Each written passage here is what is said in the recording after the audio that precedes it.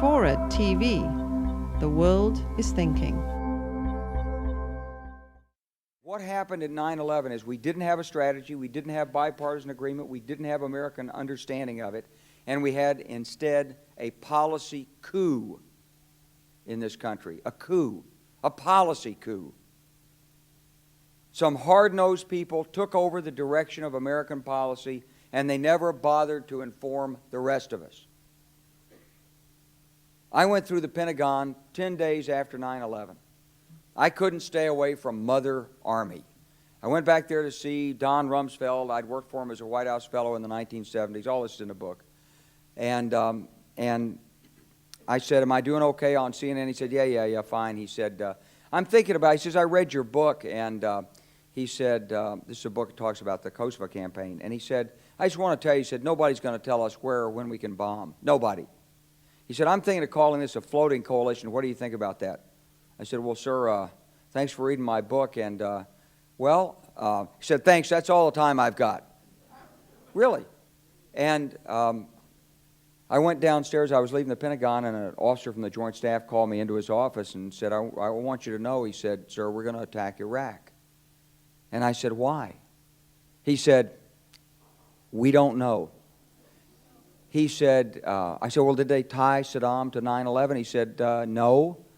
He said, but I guess they don't know what to do about terrorism, and so they think, but they can attack states, and they want to look strong, and so I guess they think if they take down a state, it will intimidate the terrorists. And you know, it's like that old saying, he said, if the only tool you have is a hammer, then every problem has to be a nail.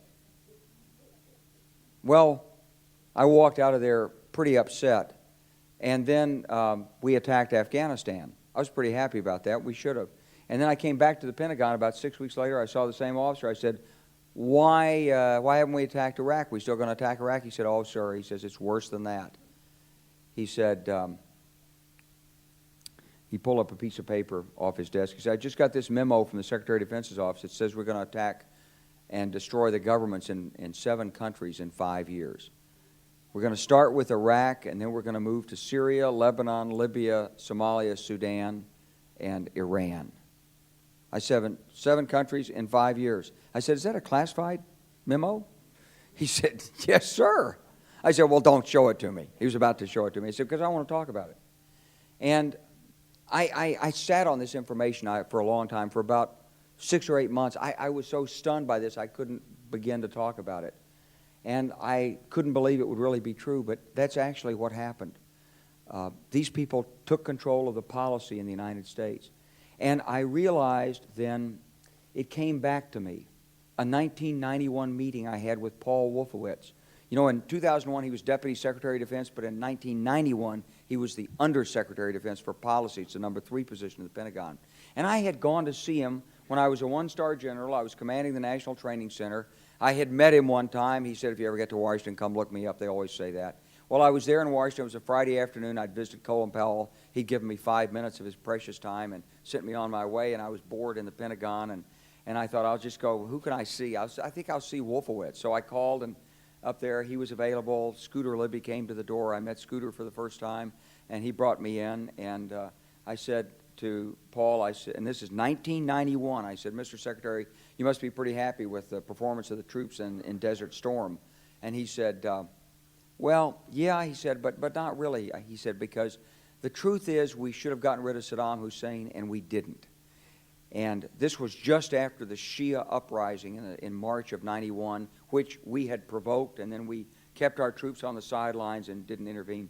And he said, but one thing we did learn, he said, we learned that we can use our military in the region, in the Middle East, and the Soviets won't stop us. He said, and we've got about 5 or 10 years to clean up those old Soviet client regimes, Syria, Iran, Iraq, before the next great superpower comes on to challenge us. And it was like, you know, I'm coming out of the Mojave Desert. I've been training troops. I haven't been thinking geostrategy for some time. And suddenly a guy just sort of shoves this nugget at you. Well, you remember it. It was a pretty stunning thing. You mean the purpose of the military is to start wars and change governments. It's not to sort of deter conflict. We're going to invade countries, and my mind was spinning. And I put that aside. It was like a nugget that you hold on to.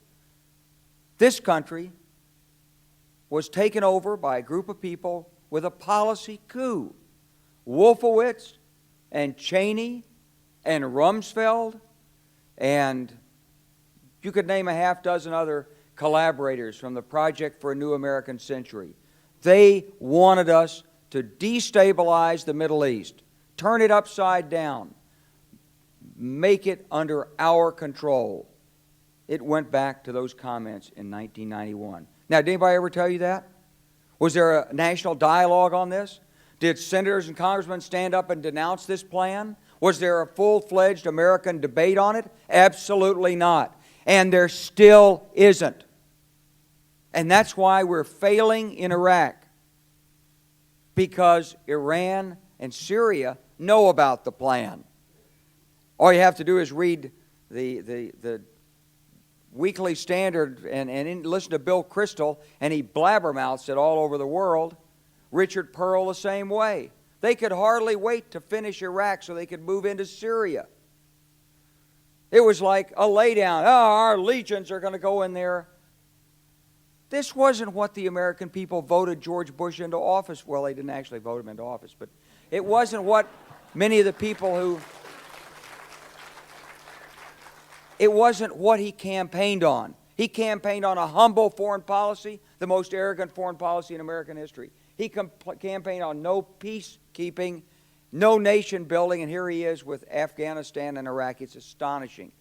So the root of the problem is not how many troops are in Iraq. Please believe me. Don't be mad, if you're a Democrat, at your Democratic congressman because they can't reduce the troops and frustrate the president.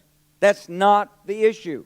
And if you're a Republican, don't be mad at the Democrats because they're fussing with the troops. Whether you're a Democrat or a Republican, if you're an American, you ought to be concerned about the strategy of the United States in this region. What is our aim? What is our purpose? Why are we there? Why are Americans dying in this region? That is the issue.